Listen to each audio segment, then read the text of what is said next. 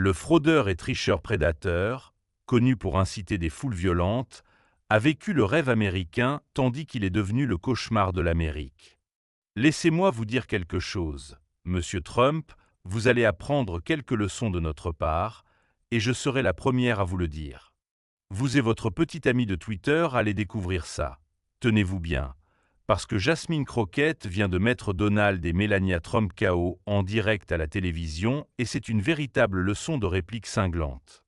Dans un moment d'or brut et sans filtre, Jasmine a exposé les Trump comme jamais auparavant, les laissant rouges de honte et sans voix. Préparez-vous à un affrontement épique, car Jasmine arrive pour eux et c'est l'exposition ultime que vous ne voulez pas manquer. Je veux que vous sachiez que la crise est là, c'est vrai, je veux que vous sachiez que le pouvoir appartient au peuple, même si vous ne vous sentez pas impuissant en ce moment. Comme l'a dit la vice-présidente, en concédant l'élection, elle a dit que des temps sombres pourraient être devant nous, mais c'est dans l'obscurité que nous pouvons voir les étoiles. Je vous dis dès maintenant que les étoiles sont ici, c'est le moment pour nous de briller, de nous faire entendre, de leur montrer que nous ne ferons pas marche arrière.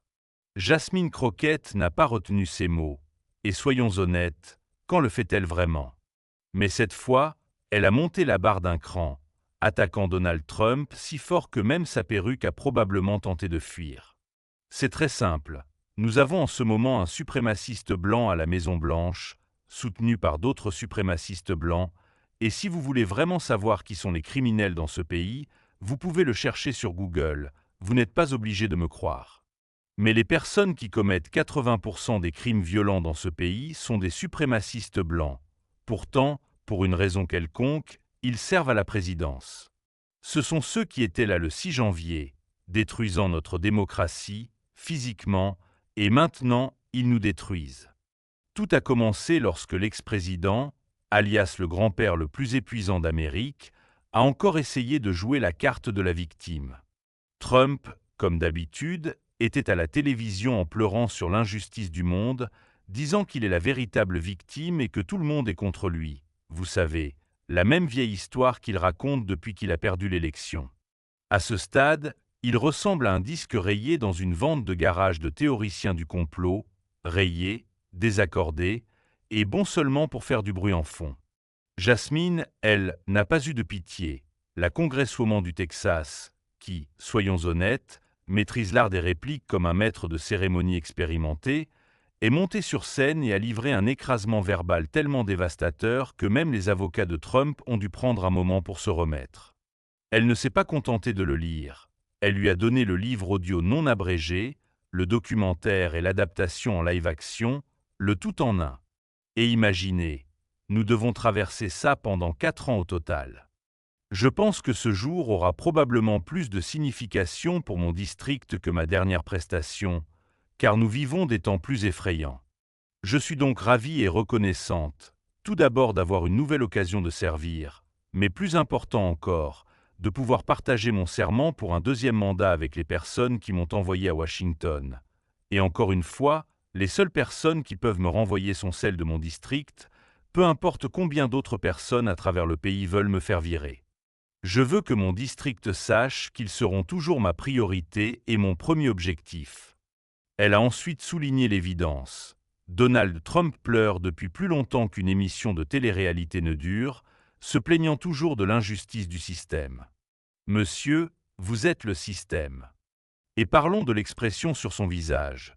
Vous savez ce regard que votre tante vous lance lorsque vous dites quelque chose de si stupide qu'elle doit faire une pause et réévaluer toute votre existence? Oui, c'est l'énergie qu'elle a apportée à cette session de répliques. Puis Jasmine lui a asséné la dure vérité. Donald Trump a eu plus de chasse aux sorcières qu'une véritable sorcière. Il agit comme s'il était persécuté, alors qu'en réalité, il fait face aux conséquences, quelque chose qu'il semble mal connaître. D'accord, disons simplement la vérité à la place. Nous propagerons des théories du complot, et certaines d'entre elles tuent des gens. C'est la même chose que nous avons avec Doge. C'est la raison pour laquelle des gens meurent, c'est la raison pour laquelle des agriculteurs perdent leurs fermes, parce que nous continuons à promouvoir des théories du complot. Il est temps de dire, Monsieur le Président, devrions-nous au moins être d'accord sur un point. La Russie a envahi l'Ukraine. Les faits comptent. Cela pourrait potentiellement nous entraîner dans une crise internationale. Nous pourrions nous diriger vers la prochaine guerre mondiale à cause d'un président qui veut s'entendre avec Poutine et faire tout pour lui faire plaisir, y compris mentir sur qui a envahi qui. Mais elle n'avait pas terminé. Elle a parlé des problèmes juridiques de Trump, le qualifiant de seul homme qui traite les mises en accusation comme des cartes Pokémon, il doit toutes les attraper. Lorsqu'un membre de l'audience a ri, elle a insisté. À ce stade, il aura besoin d'un tampon. Achetez 9 délits, le 10e est gratuit. Twitter ou X, si vous laissez Elon ruiner votre vocabulaire, a explosé immédiatement. Des mèmes sont arrivés avec des photos de la célèbre moue de Trump, photoshopées sur des biberons et des tétines. Un utilisateur a écrit que Jasmine Crockett venait d'envoyer Trump dans le royaume des ombres, tandis qu'un autre a simplement posté un gif de Judge Judy, levant les yeux au ciel avec la légende « Pleure encore ». Pendant ce temps, Trump, dans sa manière habituelle, est allé sur sa plateforme de médias sociaux pour poster l'un de ses fameux messages en majuscules. À la fin de la journée, Jasmine Crockett a fait ce qu'il fallait faire. Elle a ramassé Trump comme un reste et l'a servi froid. Et honnêtement, on adore ça. Malheureusement, tous les partisans de MAGA sont soumis à leur petit leader et feront n'importe quoi pour obtenir son approbation en direct à la télévision nationale. Jasmine Crockett a pris un lance-flamme et a brûlé tous les mensonges, toutes les excuses et toutes les affirmations ridicules que Trump a faites. Elle ne s'est pas contentée de l'exposer, elle l'a mis sur une broche métaphorique, l'a cuit lentement et l'a servi avec un côté de réalité, garni d'une pincée de « boy, assieds-toi ». Parce qu'en réalité, si c'est une chasse aux sorcières, Trump a été vu volant sur son balai en ricanant, lançant des convocations par-dessus son épaule comme des sorts magiques ratés. L'homme a plus de mises en accusation qu'il n'a de bons avocats. En fait, scratch ça, il a plus de mises en accusation qu'il n'a de stratégie juridique compétente, et pourtant il continue à marcher sur toutes les scènes comme un méchant de dessin animé en affirmant qu'il est la vraie victime. Jasmine a essentiellement ri dans son visage, métaphoriquement bien sûr, avant de lâcher la dure vérité. Si Trump ne voulait pas être tout le temps en procès, peut-être, juste peut-être, qu'il pourrait essayer de ne pas commettre de crime, un concept révolutionnaire, on sait qu'on doit faire mieux en matière d'éducation.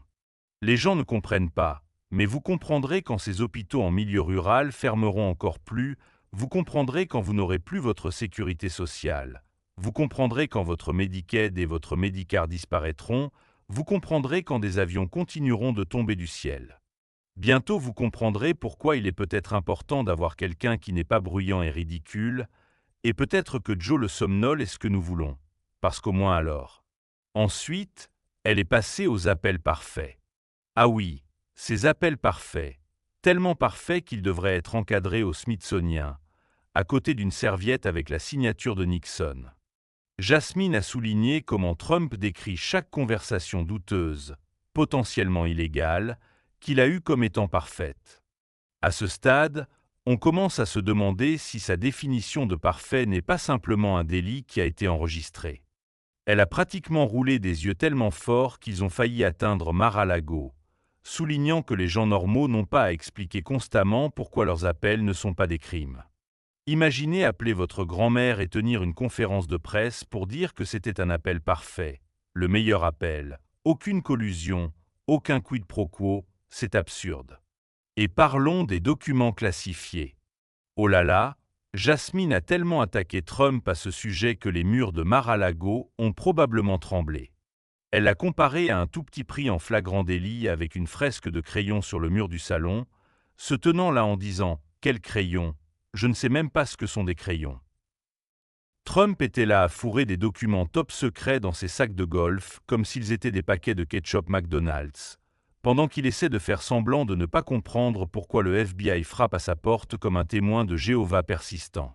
Jasmine a clairement fait comprendre que si vous ne voulez pas que le FBI vienne, peut-être ne transformez pas votre station balnéaire en archive nationale. Juste une idée. La question qui se pose est: un méchant vindicatif violera-t-il la vision des électeurs ?